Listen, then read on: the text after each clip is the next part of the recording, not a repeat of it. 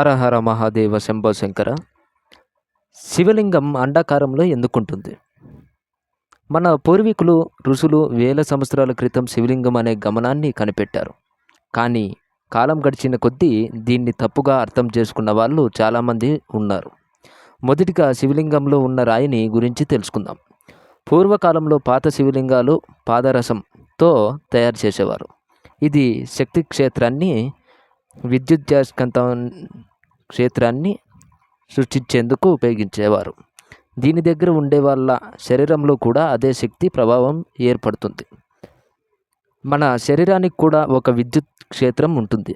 శివలింగం దగ్గరికి వెళ్ళినప్పుడు మన శక్తి క్షేత్రం ఛార్జ్ అవుతుంది, అంటే పాజిటివ్ ఎనర్జీ పెరుగుతుంది.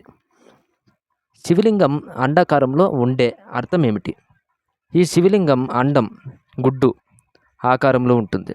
ఎందుకంటే ఈ విశ్వం అంతా ఒక అండంలా ఉంటుంది, అంటే బ్రహ్మాండం. ఇందులో రెండు భాగాలు ఉంటాయి. ఒకటి మనకు కనిపించేవి, రెండు కనిపించనివి. మన శరీరం కూడా 7 పొరలతో తయారైంది. ఒకటి అన్నమయ కోశం, 2 మనోమయం, 3 ప్రాణమయం, 4 విజ్ఞానమయం, 5 ఆనందమయం, 6 ఈథరిక్ బాడీ, 7 ఆస్ట్రల్ లేదా ఆర శరీరం.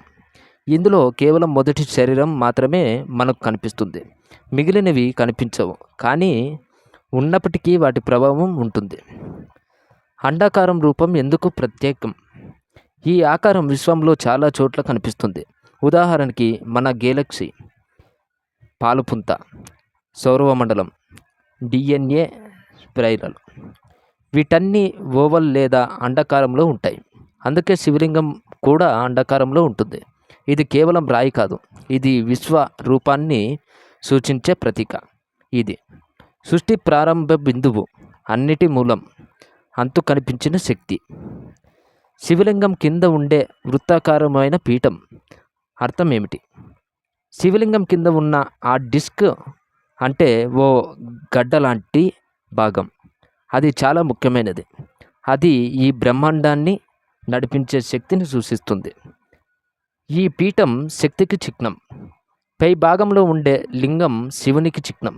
ఈ రెండు కలిసి శివశక్తి కలిసి ఉన్న సృష్టి తత్వాన్ని చూపిస్తాయి.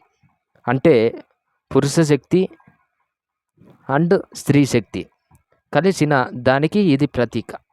ఈ రెండిటిని మిళితం వల్లే ఈ ప్రపంచం సృష్టి, స్థితి, లయ జరుగుతుంది. ఇది ఏమి సూచిస్తుంది? ఈ లింగం మరియు పీఠం కలయికతో చేతన శక్తి మరియు చలించే శక్తి కలిసి ఎలా పనిచేస్తాయో తెలుస్తుంది. ఈ రెండు శక్తుల వల్లే ప్రపంచంలో మార్పులు, చర్యలు జరుగుతూ ఉంటాయి. అందుకే ఇది సృష్టి యొక్క మొదటి బిందువు. మూలాధార చక్రం, శివలింగం మధ్య సంబంధం ఏమిటి? మన శరీరంలో మూలాధార చక్రం అన్నది వెన్నుముక చివరిలో ఉంటుంది. అదే శివలింగానికి ప్రతీక. ఈ చక్రంపై కుండలిని శక్తి అనే శక్తి నిద్రలో ఉంటుంది. అది మేల్కొంటే మన ఆధ్యాత్మిక ఎదుగుదల మొదలవుతుంది. శివలింగం చుట్టూ పాము ఎందుకు ఉంటుంది? శివలింగం చుట్టూ ఉండే పాము 3 సార్లు తిరిగి ఉంటుంది. ఇది 3 స్థాయిల స్పృహను సూచిస్తుంది.